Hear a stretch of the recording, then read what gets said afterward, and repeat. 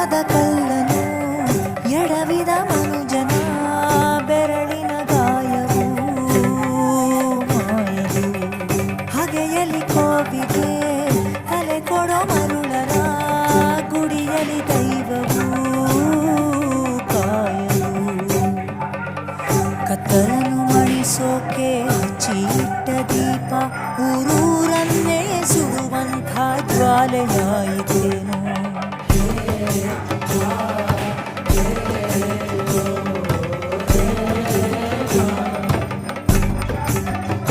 ಓ